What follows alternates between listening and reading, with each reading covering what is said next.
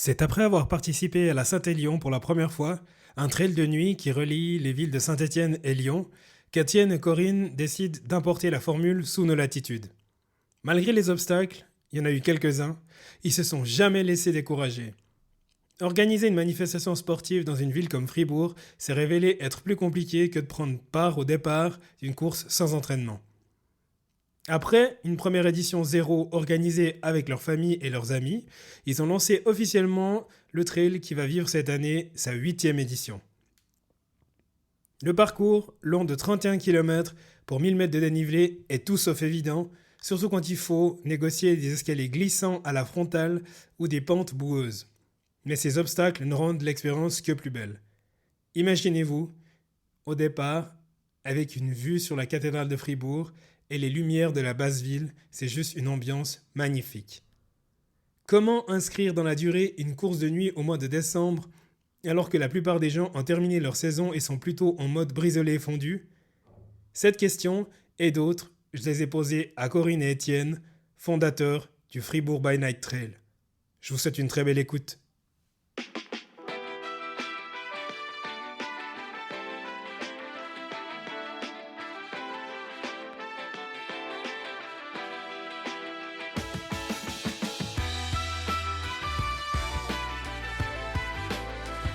Bienvenue dans le podcast Au-delà du mur, le podcast destiné aux coureurs amateurs. Je suis Hugo Cabral. 2 fois par mois, je vous donne rendez-vous pour aborder les sujets comme l'organisation quand on n'a pas de temps pour faire du sport, la nutrition avec des conseils pour toute la famille ou encore la préparation mentale afin d'atteindre vos objectifs tout en jonglant avec vos responsabilités parentales. Restez à l'écoute pour des conseils pratiques et des interviews inspirantes pour vous aider à construire votre propre champion.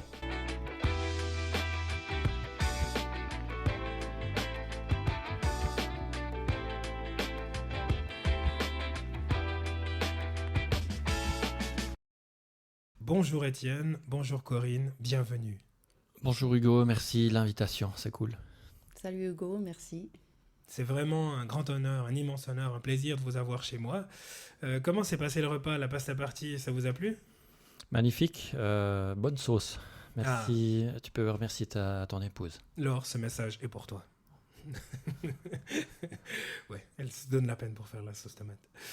Aujourd'hui, vous allez nous parler d'une course, d'un trail qui a lieu tous les deuxièmes samedis de décembre, depuis déjà 8 éditions, c'est le Fribourg by Night Trail. Si on commence directement dans le vif du sujet, why Fribourg by Night Trail? Parce que déjà on aime Fribourg, on aime le trail, et puis c'est quelque chose qui nous parlait à tous les deux, donc on a eu envie de mettre ça en place ensemble. Et si on revient un peu dans votre histoire, qu'on sache comment est-ce que vous êtes tombé dedans, je pense que vous n'êtes pas tombé dedans en étant petit, vos parcours respectifs, d'où est-ce que vous venez Alors moi, par rapport à mon parcours sportif, il est assez long. Je dois dire, je pense que j'ai jamais pas fait de sport durant ma vie. Donc j'ai commencé avec beaucoup de courses d'orientation quand j'étais tout petit, en parallèle de l'athlétisme au CA Fribourg. Et puis mon papa et ma maman étaient entraîneurs, donc ça peut quand même aider. Si je suis pas là, je recevais une bordée à la maison.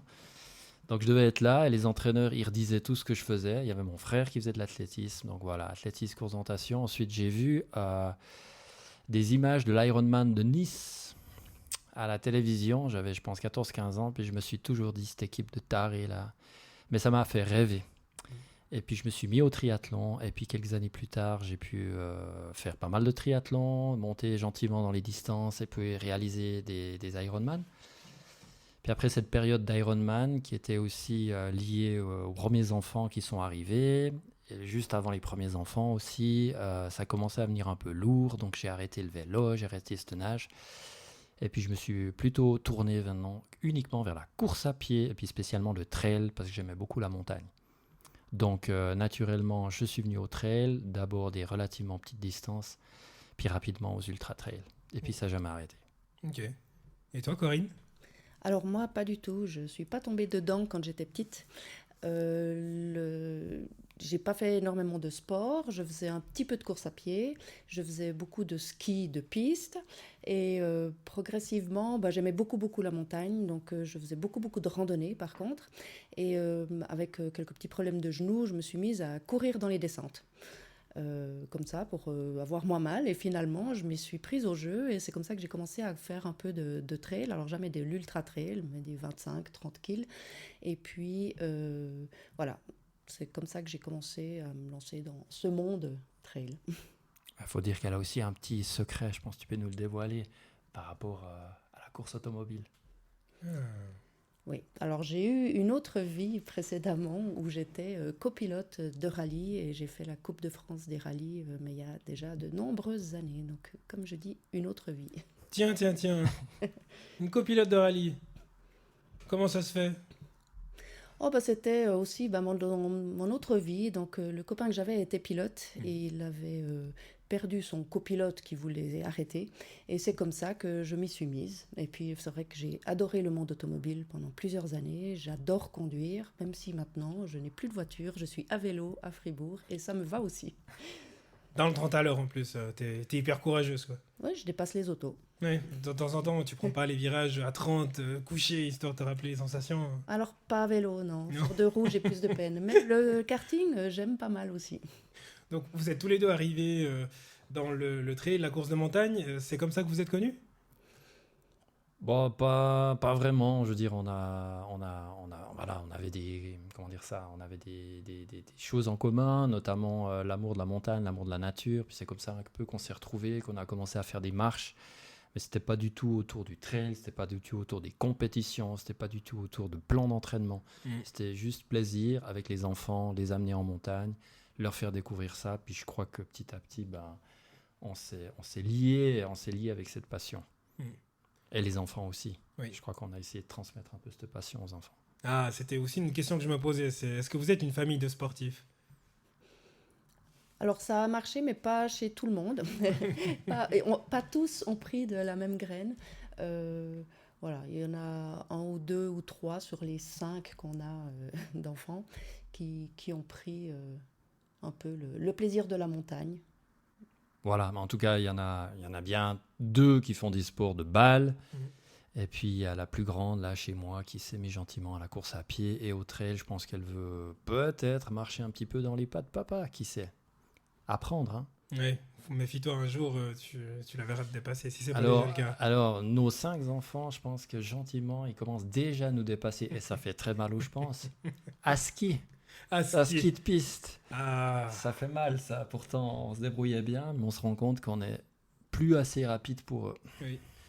Je sais qu'on a mis mon fils sur les skis pour la première fois l'hiver dernier et j'ai hyper les jetons qui me dépassent. Parce qu'il arrivera bien un jour, il va me dépasser. C'est pour ça que j'ai repris les cours de ski.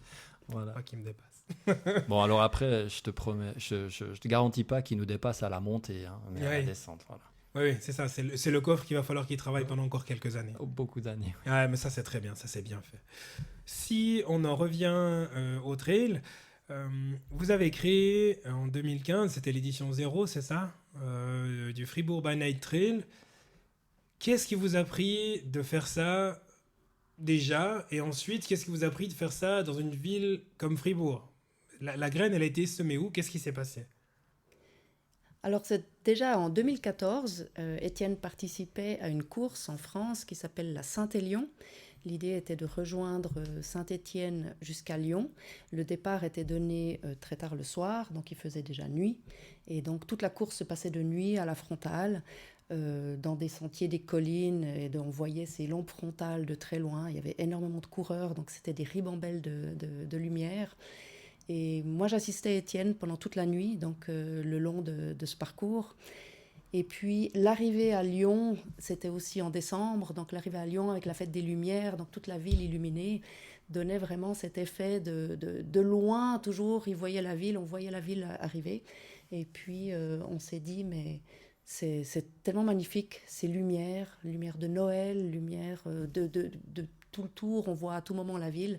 Il faudrait qu'on puisse faire quelque chose comme ça à Fribourg. Voilà, je cautionne entièrement. J'étais arrivé avant le lever du jour, donc le départ était à minuit, le lever du jour, je sais pas, vers 8h le matin, je sais plus, 7h30, 8h, donc j'étais arrivé avant la nuit, avant le jour, pardon.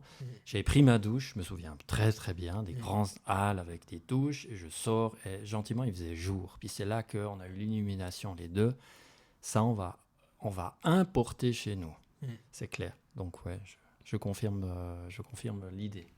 C'était ta première participation ou pas? C'était ma première participation. C'est une des plus anciennes courses en France de trail, une très ancienne avec une belle et longue histoire. Donc ça, c'est un truc, je conseille tous les auditeurs de une fois participer à cette course. C'est vraiment juste incroyable. Tu vas y participer cette année?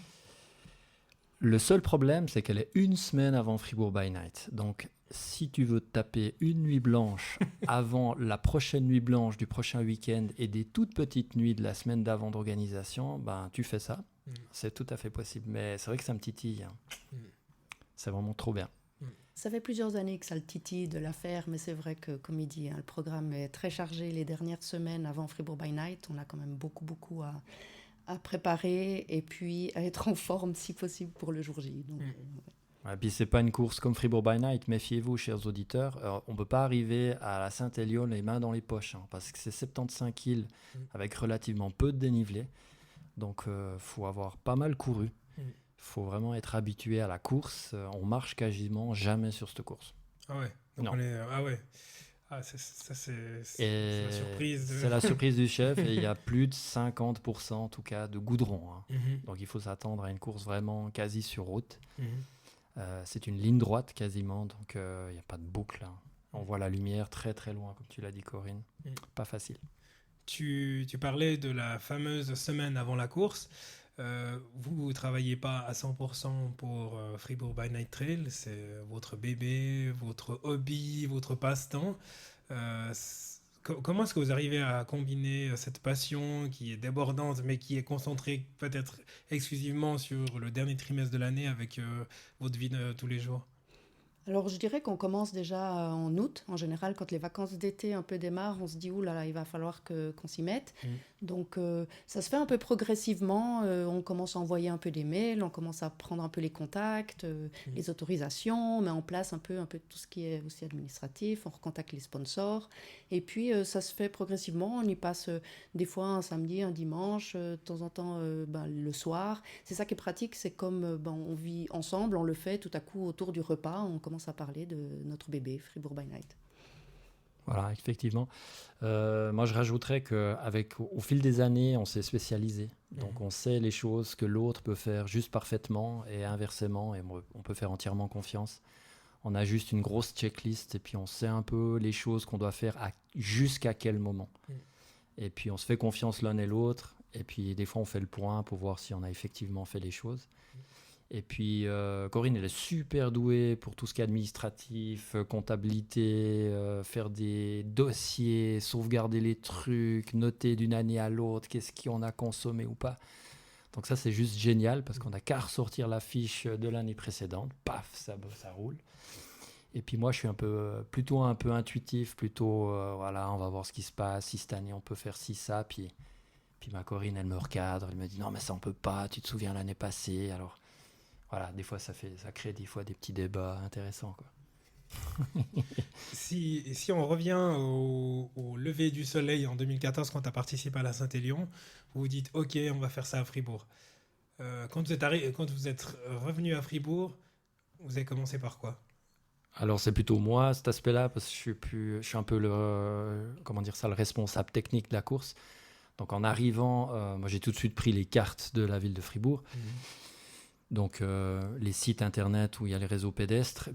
Étant donné que je suis de la région, je connais assez bien, même très bien tous les chemins et des chemins aussi inexistants sur les cartes. Puis je me suis tout de suite attelé à fabriquer un parcours, à imaginer un départ qui puisse être à Marly, un départ qui puisse être en Vieille-Ville, un départ qui puisse être à la place Georges Piton. Enfin voilà, j'ai imaginé tout ce qui était possible. Et le plus cool est aussi logique. C'est pas juste faire des boucles pour faire des boucles, mais c'est de faire un trajet logique qui a du sens. Puis après, dans les autres critères, un peu comme quand on fait une recherche sur Internet, on filtre. Hein.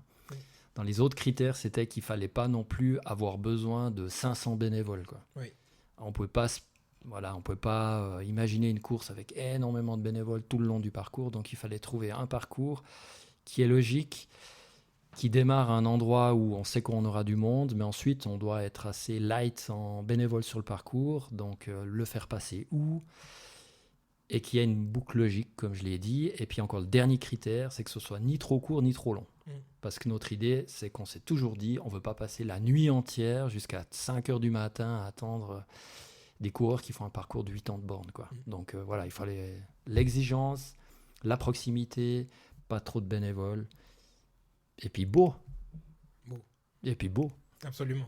Et puis qu'à tout moment, on puisse voir justement cette ville avec les lumières. Bon, l'année dernière, avec les problèmes justement de manque d'électricité, la Lorette était éteinte, la cathédrale était éteinte. Donc c'était une année un peu spéciale, mais c'est vrai que l'idée, c'est vraiment les lumières, donc le fameux by night. Et puis... Ouais, je crois que tu as entièrement raison. J'ai oublié de le dire, mais j'ai aussi construit le parcours en me disant, je connais, là je sais qu'il y a un sapin de Noël illuminé. Là, je sais que le long de la route, il y a telle maison qui fait son animation, ça clignote comme c'est pas possible. Donc, c'était aussi de passer à des endroits comme ça. Voilà. Si on prend... alors maintenant, j'arrive plus à me resituer le genre de courses qu'ils le font. Alors peut-être le Wildstrubel, mais il y a certaines courses qui sont organisées où les localités qui sont traversées, ou les coins qui sont traversés, ou les quartiers qui sont traversés sont toujours hyper contents de filer un coup de main. Et là, je viens directement un peu dans la rubrique des obstacles. Comment ça se fait? J'ai l'impression que vous avez tout fait vous-même depuis le début. Comment ça se fait que j'ai l'impression que vous n'avez pas plus de soutien? Alors c'est vrai qu'on traverse 5 ou 6 communes, on doit demander donc les autorisations à toutes les communes, ça on l'a encore relativement facilement, c'est des fois plus difficile quand même vu qu'on est en ville de Fribourg, qu'on fait le départ à Fribourg, on traverse quand même une partie de la ville pour quand même voir les beaux quartiers avec la cathédrale, les routes en pavé. Donc voilà, donc ça c'est vrai que c'est aussi un peu plus difficile quand on se trouve dans la ville et c'est pour ça qu'on fait le départ, enfin quand tout le monde est groupé, c'est plus facile d'arrêter les bus à ce moment-là. Et puis ce qu'il faut dire, le milieu du trail, il n'y a pas vraiment pour l'instant de club. Ça existe, en tout cas en Suisse, c'est pas un truc, en tout cas dans le canton de Fribourg, à ma connaissance, il n'y a pas vraiment, il y a des sections dans les clubs athlétiques qui font un peu plus de trail ou pas, mais il n'y a pas vraiment de club qui peuvent porter ça. Donc Fribourg, il n'y a pas ça. Donc il fallait se débrouiller avec les gens qu'on connaît. Et puis je dois dire que l'épreuve, comme elle était encore minuscule au début, puis comme maintenant elle ne va pas prendre beaucoup plus d'envergure, je ne suis pas sûr qu'il y a vraiment de l'intérêt dans les autres clubs, dans les autres communes, de venir donner un coup de main, de venir organiser un truc. Puis c'est vrai que comme on arrive pour l'instant à tourner avec relativement une petite équipe, un petit staff, voilà, on n'a pas fait non plus la demande, mais CA Marly nous a pas contacté pour dire trop bien, on veut faire un ravitaillement. Le CA Dudingen nous a pas contacté pour dire ouais, on fait un truc. Non, je veux dire, et nous non plus, on n'est pas forcément allés vers eux. Et voilà, ça se fait comme ça. C'est possible qu'un jour, si on fait un ultra Fribourg by Night, qu'on devra demander d'autres aides cette fois-ci. Ouais, c'est bien possible. Ouais, clairement, ouais. On n'a pas demandé aussi aux moines d'Autrive de venir nous aider à faire un ravito. Alors. Il serait peut-être ravi. Hein. Il serait peut-être ravi. Ouais. Il vous offrirait le gîte et le couvert, après vous vous débrouillez. Quoi. Excellent. Si on en revient justement à tous ces coins qui sont visités, donc l'abbaye d'Autrive, il y a des endroits qui sont juste magiques. Je me rappelle de la seule édition à laquelle j'ai participé. Dans votre mémoire collective, tous les deux, si on devait ressortir une édition mémorable, ça serait laquelle ? Alors, les 2 dernières années, on a eu de la neige. Donc, ça, c'est assez mémorable parce que je veux dire, tout le paysage déjà est blanc. C'est magnifique. Quand on arrive avec les frontales pour les coureurs, je veux dire, tout est aussi différent. Les arbres sont blancs. Et puis, alors voilà, une anecdote qui était rigolote, c'est bon, pas sur le moment pour nous, mais quand même, c'est la neige quand... il faut savoir que la place de départ et d'arrivée est dans une cour d'école dans la basse ville de Fribourg. Et puis, c'est une très grande cour d'école. Quand on est arrivé sur place le vendredi pour préparer, tout était blanc, il y avait 15 cm de neige sur la place. On a commencé, donc Étienne et moi, à 4 bras, à essayer de pêler la neige. Et voilà, tout à coup, fin de journée. Fin de journée, magnifique. Les petits camions orange de la ville de Fribourg qui descendent tranquillement pour aller se garer et puis rentrer en week-end au Nègre. J'ai dit à Corinne, ça va mieux passer si c'est toi, prends 2 bières, arrête vite un employé communal. Et puis heureusement, il y en a 2 qui se sont arrêtés et puis qui nous ont déblayé la place en 10 minutes. On a gagné, je pense, 3-4 heures, c'était magnifique. Il y a quand même encore des gens sympas. Voilà. J'ai encore une autre anecdote qui est assez rigolote, mais je crois qu'il n'y a pas beaucoup de monde qui la connaît. L'année passée, il y avait la télévision suisse romande qui avait pris contact avec nous, donc la RTS pour le 19h30. Ils voulaient faire un reportage. Et puis nous, tout fou, trop bien, on va passer au 19h30 et tout, monstre visibilité de l'épreuve et tout. Alors, prise de contact et tout et tout. On a eu l'interview le matin déjà entre nous. Ensuite, dans la soirée, il est venu, il m'a encore interviewé donc, sur la place des Nègles. Ils ont interviewé les premiers quand ils sont arrivés. Caméraman, il y avait tout, quoi. On s'est dit trop bien, ça passe quand dimanche, ça va donner un petit peu de baume au cœur dans toute cette actualité qui est pas très drôle et tout et tout. Puis nous, c'est trop bien, on se réjouit trop. Et puis finalement, dans la soirée, le journaliste de la RTS m'appelle. Il me dit, écoutez, je suis vraiment désolée, mon employeur vient de m'appeler. Il y a le Portugal qui a perdu, c'était au Qatar. Je dois aller à Grange Paco parce qu'il y a la fête où le centre portugais, voilà, où ils faisaient la fête, ils ont perdu, donc je dois aller interviewer là-bas. Donc ça a passé en primeur et puis tout le reportage qu'ils avaient commencé pour Fribourg by Night est passé, j'imagine, à la poubelle. Voilà, donc c'était pas très cool, mais en plus, c'est dommage parce que c'était l'année de fou puisqu'il y avait énormément de neige. Oui. Et lui-même, il a dit, c'est incroyable, voir toutes ces frontales, voir cette effervescence, ces gens qui se motivent. Il vient de Fribourg en plus, c'est un runner, donc il savait de quoi il parlait, mais je crois qu'il est vraiment parti vraiment triste de devoir quitter ce milieu-là. Ben voilà. Et puis ils sont passés au 19h30, les Portugais, dans leur défaite. Une fois de plus. Cher journaliste, si tu nous entends, tu leur en dois une. Hein. Tu leur en dois une. Ouais, clairement, j'ai pas entendu parler de cette histoire. Elle est pas mal. C'est vrai qu'on n'a pas fait tellement de pub autour, mais ouais. Le journaliste disait, c'est dommage parce qu'on a vraiment des magnifiques images, alors on n'a pas eu la primeur de pouvoir les voir non plus. Petite anecdote, encore une dernière, ça c'était il y a 2 ans, plus d'années en arrière. Le vendredi, je balisais, et puis il y avait eu un brouillard pendant plusieurs jours, mais juste incroyable. On voyait pas à 2-3 mètres. Et avec Corinne, on balisait, je me souviens bien, on est toujours dans les fonds de vallée, imaginez... les fonds de vallée hyper pleins de brouillard, hyper humides. Et on posait un fanion, on posait le suivant 30 mètres, on se retournait. C'est comme ça qu'on doit baliser. On regarde si on voit l'autre derrière. On ne voyait même plus l'autre fanion qu'on avait posé 30 mètres avant. On se disait, mais les coureurs, on va en perdre demain à tous les coups, quoi. C'est impossible qu'ils ne se perdent pas. Puis de fait, ça s'est un peu levé, le brouillard. On ne sait pas trop comment. Donc ça c'est un petit peu... Mais vraiment, on a eu peur toute la nuit. On s'est dit, mais c'est pas possible. Voilà. Oui, puis surtout, il faut savoir qu'avec les lampes frontales, quand tu as du brouillard en face de toi, c'est comme tu as un mur blanc à 5 mètres devant toi. Donc, tu vois vraiment pas plus loin que ces 5 mètres. Donc, c'était assez impressionnant. Voilà, puis on s'est posé la question toute la nuit. Mais qu'est-ce qu'on va faire ? On va mettre des autres rubalises, d'autres choses. Comment on pourra faire ? Voilà, puis quand même, les dieux étaient avec nous. Oui, ça s'est réglé tout seul. Ça s'est réglé tout seul. Comme quoi. Et Hall est passé par là et bam, oui, exactement. Donc vous avez pu compter sur le coup de pouce de Hall, comme tu dis. Il y a un truc que j'ai toujours apprécié dans la course Fribourg Night Trail, c'est ce côté dimension humaine. Quand on regarde les courses autour de nous, alors, non pas qu'ils cherchent systématiquement la croissance, mais vous en êtes à la 8e édition, c'est toujours la même place, on a toujours l'impression que c'est une bande de copains qui courent. Vous cherchez pas, est-ce que vous auriez pas juste pu inviter ces gens chez vous, faire la fête, plutôt que d'organiser une course un peu plus grande, ou est-ce que vous vous dites, à terme, on cherche à grandir ? Alors c'est vrai qu'on aime cette atmosphère-là, hein, et puis les coureurs l'aiment aussi. On a souvent des coureurs qui nous ont dit, mais c'est tellement bien, c'est encore à grandeur humaine, c'est quand même, on se retrouve sur la place à la fin au Nègle où il y a la musique, il y a les braseros, il y a toute cette atmosphère avec en plus la soupe de chalet, donc c'est cette atmosphère-là, si on devait grandir, si on devait faire sur une autre place comme la place Georges Piton, je pense qu'on perdrait quand même un peu de cette essence et puis cette âme qu'a cette course. Sur place, par rapport au parcours qu'on a, par rapport où on est, c'est difficile de grandir plus. Il faut savoir qu'on a ouvert cette année à 450 participants. Chaque année, on est complet, hein, donc les inscriptions vont déjà bon train. Moi, j'aimerais juste rajouter qu'il ne faut pas non plus qu'on se prenne trop au sérieux. Je veux dire, on n'est pas FBNT by UTMB. Hein. C'est une course tout à fait locale, avec relativement... Enfin, il y a des gens d'un peu partout de la Suisse, mais c'est avant tout roman.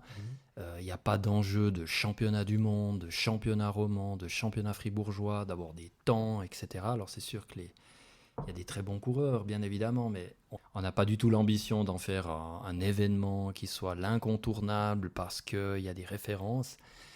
Donc voilà, on peut aussi jouer sur cette carte de la légèreté, cette carte, on met en valeur d'autres choses que simplement la performance, comme un tracé qui reste chaque année le même, comme Mora-Fribourg, ça n'a rien à voir avec ça, quoi. La préparation est différente, les coureurs viennent avec un état d'esprit différent. Donc on peut jouer là-dessus, c'est pour ça que c'est une grosse bande de potes qui vient bien rigoler. Bien rigoler, ouais, le lendemain, les gens, ça rigole moins. Je pense chez beaucoup, mais on vient bien rigoler. Il y en a beaucoup qui disent on vient comme clôturer l'année. Voilà, on vient clôturer ce qu'on a fait cette année, puis on repart sur une nouvelle année. Mais c'est quand même pas donné à tout le monde. Il faut savoir que on donne maximum 5 heures pour faire ces 32 km. Il y a 1000 mètres de dénivelé. Donc il faut quand même courir. On ne peut pas le faire à la marche. Donc il faut aussi être entraîné en arrivant en décembre, quand il fait nuit, quand il fait froid. Donc c'est aussi, de ce côté-là, ça prolonge beaucoup la saison des entraînements. Donc voilà, c'est vrai que ce n'est pas toujours évident pour tout le monde non plus. Voilà, ce qui est rigolo, c'est que cette course, elle a aussi donné, comme d'autres courses à cette période de l'année, elle a donné aussi un nouvel élan sur la manière de s'entraîner, la manière de se planifier de saison. Je veux dire, jusqu'à, je sais pas, c'est peut-être notre course ou j'en sais rien, mais en tout cas, il n'y a pas si longtemps en arrière, une saison, elle se terminait après Mora-Fribourg, le marathon de Lausanne, et puis voilà, après on finit tranquillement, et puis peut-être qu'on fait 2-3 corridas sur les restes de la saison avec 2-3 séances de vitesse. Là, il y a vraiment un nouvel élan. Ben tiens, il y a un nouveau truc qui arrive, pratiquement au début de la saison d'hiver, puis ça perturbe pas mal le coureur, puis ça devient, ça rebrasse un peu les cartes. Alors on voit qu'il y a des nouvelles courses qui arrivent maintenant au mois de janvier, au mois de février, au mois de mars. Voilà, depuis maintenant 5-10 ans, on peut dire qu'il y a quasiment des trails non-stop toute l'année, quoi. Oui. Donc voilà, cette course, elle fait partie de ce trend de courir à n'importe quel moment dans l'année. Là, typiquement, vous avez choisi le 2e samedi de décembre. C'est une semaine après la Saint-Élion, c'est ça? Ou 2 semaines après la Saint-Élion?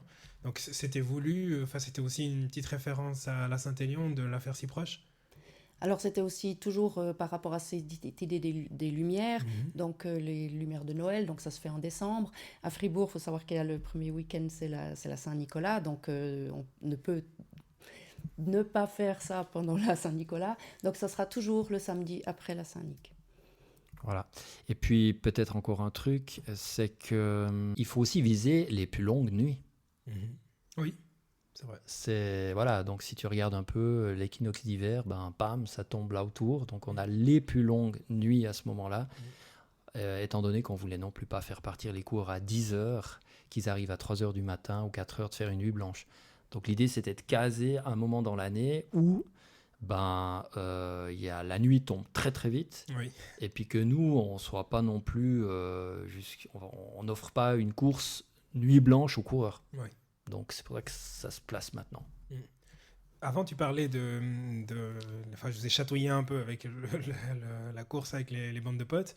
Vous êtes un petit comité. Vous êtes combien organisés à préparer cette course? Alors on est 2, Étienne et Corinne, toute l'année, donc c'est nous, Fribourg by Night, Oui. mais le jour J, on a toujours besoin d'une 30 et 40 bénévoles. Sans ces bénévoles, on ne pourrait rien faire, Corinne et Étienne. Donc... Voilà, donc c'est notre façon de voir les choses. Ça simplifie, puis d'un autre côté, c'est vrai que ça permet pas la pluralité aussi. C'est toujours intéressant d'avoir un comité, d'avoir des autres points de vue et tout. Alors voilà, c'est efficace de travailler comme ça, mais peut-être que le défaut, c'est des fois, on vient pas nous chatouiller, nous dire tiens, tu pourrais faire ci. C'est peut-être moi qui joue ce rôle-là dans nos comités à deux, qui vient dire pourquoi on fait encore comme ça, on pourrait pas modifier ça. Ça, c'est peut-être mon petit côté, quoi. Oui, mais ça, on discute beaucoup, de remettre en question certaines choses. Est-ce qu'on continue de telle manière? C'est vrai qu'on s'est posé la question, on a dit ça marche tellement bien, on va à la place Georges Piton, on fait le gros machin, puis on s'est vite calmé, et on va dans une autre école, on va pour être mieux accueillis dans une autre commune. Puis après on s'est dit non, voilà, je crois qu'on va garder cette âme. Ce côté un petit peu, ouais, on courait quand même à l'école des Nègres, dans ce vieux bâtiment. C'est incroyable, je crois que c'est un peu roots comme ça, puis je crois qu'on veut garder ça. C'est exactement le terme que j'allais prendre, c'est roots, et puis je pense que c'est l'esprit de cette course. Parce que si vous avez l'occasion de venir vous changer à la salle de gym de l'école des Nègres, chers auditeurs, mais venez voir ce que c'est cette salle de gym. C'est juste splendide. C'est extraordinaire. Excellent. À chaque fois que je reçois un invité, ce soir vous êtes 2, je les soumets à la redoutable séquence sur le grill. Sur le grill, c'est 10 questions auxquelles il faut répondre le plus vite possible. Chacun d'entre vous va répondre à la question. C'est jamais méchant. L'idée, c'est vraiment sans trop réfléchir. Corinne, Étienne, est-ce que vous êtes prêts à passer sur le grill? Enfin, prêt. Ready. Au-delà du mur, sur le grill.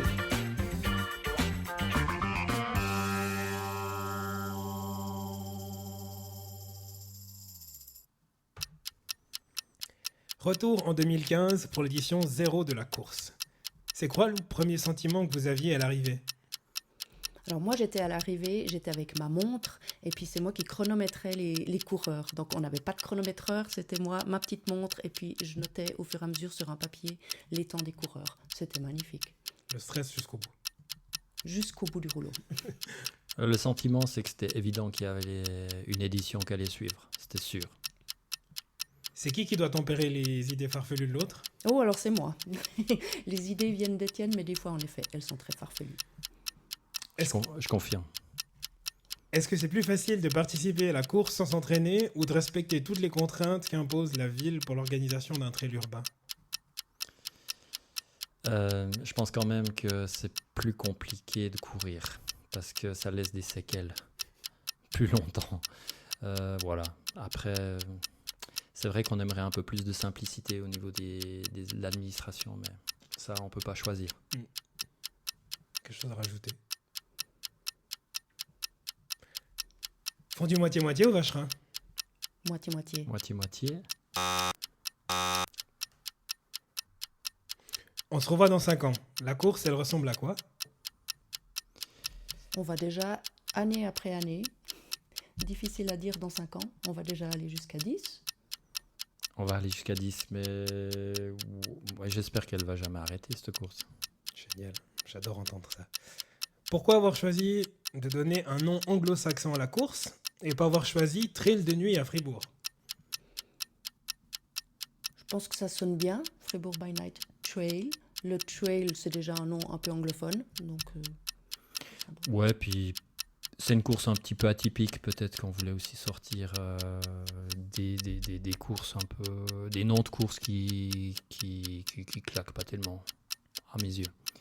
Ça claque clairement. Et puis ça faisait un petit FBNT. Vous avez droit d'organiser un trail urbain dans le lieu de votre choix. Ça serait où? Fribourg, ça me va bien. Hein. Alors moi, j'aurais beaucoup de choses à dire parce que chaque fois qu'on va visiter une ville, ben, le soir dans l'hôtel, je regarde ma carte et je t'ai fait quasiment des parcours dans toutes les villes de la Suisse. Il y en a un génial qui serait vraiment absolument superbe, c'est dans la ville de Soleure. J'ai tracé aussi un truc à Saint-Gall, j'ai tracé un truc en Appenzell. Enfin, un peu partout dans toutes les grandes villes suisses, je pense qu'il y a de quoi vraiment faire un truc génial. À Berne, il y aurait de quoi faire quelque chose de bien aussi. Ouais. Vraiment cool. Chaque fois qu'on va dans une ville, il me fait « Non, mais là, franchement, il y a de quoi faire un trail. » La créativité, c'est très bien. On a même pensé une fois à créer un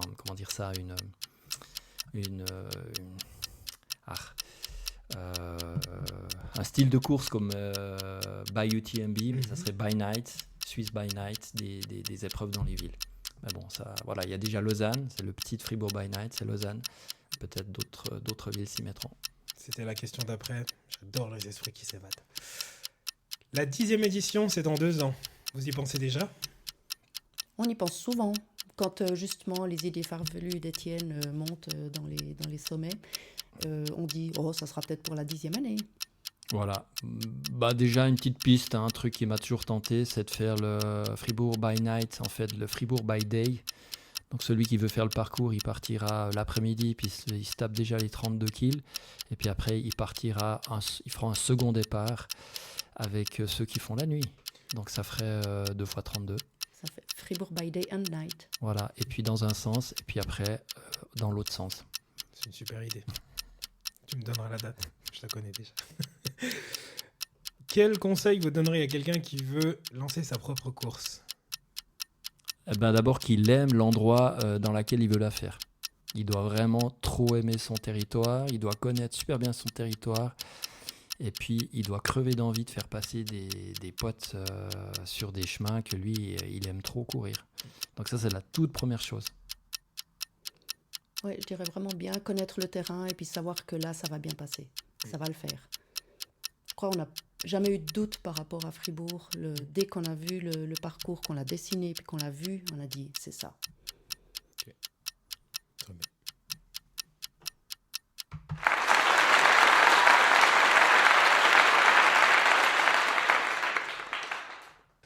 Donc, comme on disait avant, la prochaine édition aura lieu le deuxième samedi de décembre, comme d'habitude. Les inscriptions sont ouvertes depuis le 1er octobre.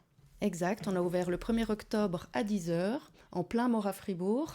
On a eu des remarques de certains coureurs qui avaient vraiment peur de ne pas pouvoir s'inscrire alors qu'ils pensaient arriver vers midi à Fribourg. Là, on est à 10 jours, on a déjà plus de la moitié qui est remplie. Parfait, ouais. On se réjouit, on espère à raison de 10-20 inscriptions par jour. Normalement, ça doit le faire. Je ne suis pas super bon en maths, mais ça doit arriver au mois de novembre, ça doit être OK. C'est un peu le syndrome Sierzinal qui vous frappe encore, là. Purée, en 10 jours, la moitié, c'est bien. Et sans faire de pub, moi je pense on peut s'estimer chanceux. De quoi ça vient Mais je pense que c'est ce que je disais tout à l'heure, c'est qu'elle est relativement bien placée. On est dans ce trend des nouvelles courses pendant l'hiver, des trails particuliers, donc on joue un peu là-dessus. On ferait moins les malins si on serait à un trail tout à fait normal, placé tout à fait normalement dans un calendrier classique d'été, on n'aurait pas du tout le même succès. Ça, c'est évident. Si je voulais justement prolonger ma saison pour faire ce trail-là, avant tu disais que ça fait partie, comme la Saint-Élion, du genre de course où on court, enfin de trail où on court. D'habitude, les trails, c'est les bâtons faits de monter et on tire la langue.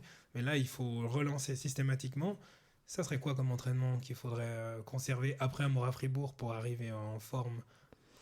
Il faudrait s'entraîner sans les bâtons, parce que la course, c'est pas autorisé les bâtons, même si on nous le demande chaque année.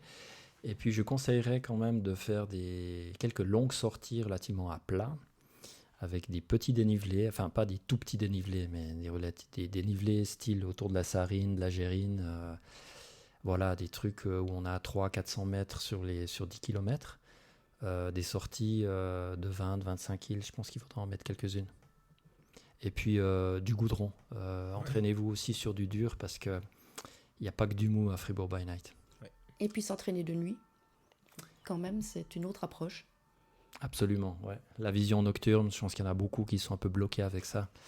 Et entraînez-vous avec des lampes frontales, et puis achetez-vous une bonne lampe frontale, parce qu'on en a quand même pas mal qui partent avec des petites choses, du petit matériel. Alors certes, ils sont jamais tout seuls sur le parcours, mais voilà, apprenez un peu à courir la nuit. Peut-être encore une dernière chose, ceux qui aiment bien s'entraîner le soir, ça sera une course pour eux.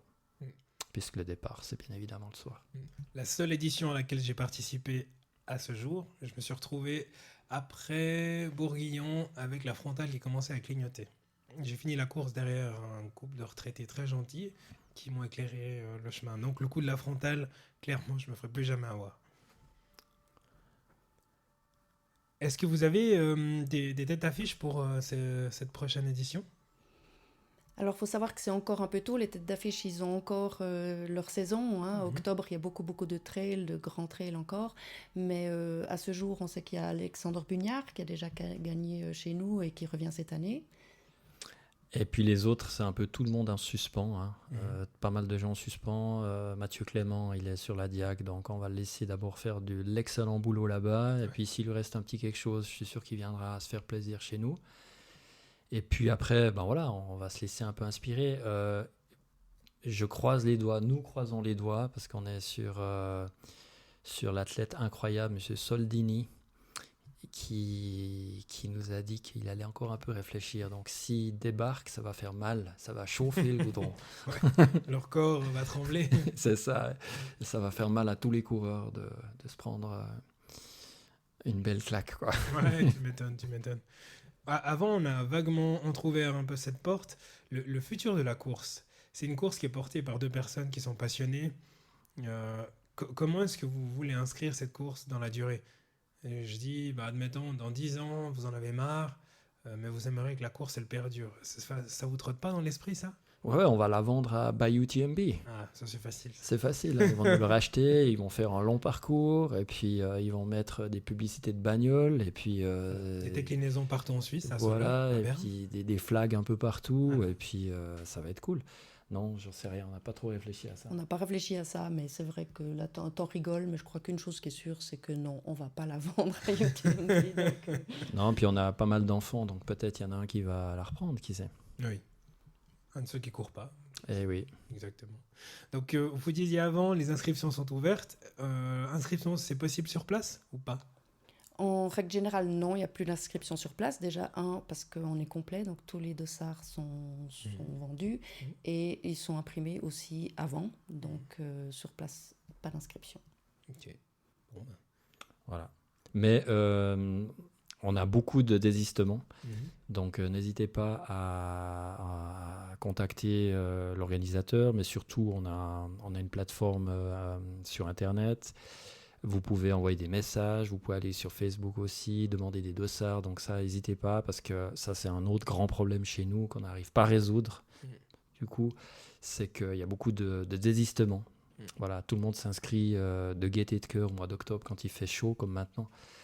Et puis tout d'un coup, quand on arrive au mois de décembre, il y a des virus qui traînent, il y a des blessures qui arrivent, il y a la motivation qui descend. Donc on a beaucoup de coureurs qui ne partent pas. Donc n'hésitez pas à faire des demandes, on a généralement beaucoup de non-partants. Et si vous voulez une place, demandez, il y aura, comme disait quelqu'un. Ça, c'est peut-être justement lié au fait que les gens, ils continuent plus leur préparation aussi en fin de saison. Ils se laissent un peu aller, et puis la motivation, elle retombe aussi. Et puis 2 semaines avant la course, ils se disent « Ah, merde, il va falloir faire cette course. » Et puis finalement, ils se pointent pas. Voilà, exactement. Et puis, comme c'est pas une course, on va dire...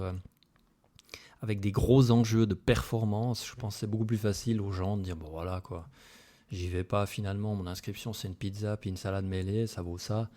Voilà, j'y vais pas, hein, c'est pas un prix énorme non plus, j'ai pas un grand enjeu.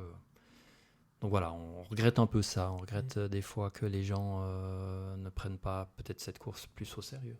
Et surtout quand c'est les premiers week-ends où il y a de la neige, il y a le ski d'alpinisme qui recommence, le ski de piste certainement aussi. Donc c'est vrai que c'est tentant les pistes blanches plutôt que les nuits noires autour de Fribourg. Ouais. Justement, comme il y a des crachets de neige, s'il y a de la neige, les Fribourgeois, les Gruyériens, ils fichent le camp sur des lattes, quoi. Il faut profiter aujourd'hui. Ouais, c'est vrai qu'il n'y a plus beaucoup de neige. Néanmoins, je recommande à tout le monde quand même de venir pour vivre l'esprit de Fribourg la nuit. Et puis effectivement, c'est frontal qui commence vers la vallée du Gotteron, les escaliers, etc. C'est juste une ambiance extraordinaire. Et il paraît qu'on a un super banquet de nourriture d'arrivée. Il paraît pas, hein. Je crois que beaucoup de coureurs nous disent que c'est vraiment une chouette chose. Donc venez déguster tous les chouettes produits à l'arrivée.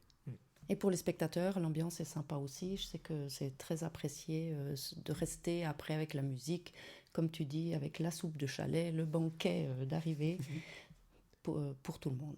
Voilà, puis on est dehors, puis on se les pèle, puis on a froid, puis on vient de faire la course, puis on tremble, puis on a envie de rentrer, puis il y a une bière. Voilà, et on est tous ensemble. Exactement, ouais. C'est fantastique. Merci beaucoup Corinne et Étienne d'être venus nous rendre visite. Merci Hugo. Merci Hugo, c'est sympa. C'était une très belle édition. On se voit très bientôt. Merci. Merci, bonne soirée. Ciao, ciao.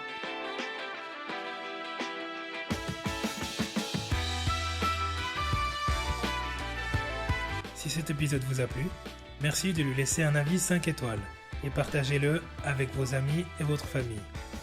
Me laisser un commentaire, c'est m'offrir l'occasion de m'améliorer pour continuer à être écouté par vous. D'ici la publication du prochain épisode, vous pouvez retrouver mes aventures sur le compte Instagram podcast Au-delà du mur. Portez-vous bien, allez à très vite, ciao.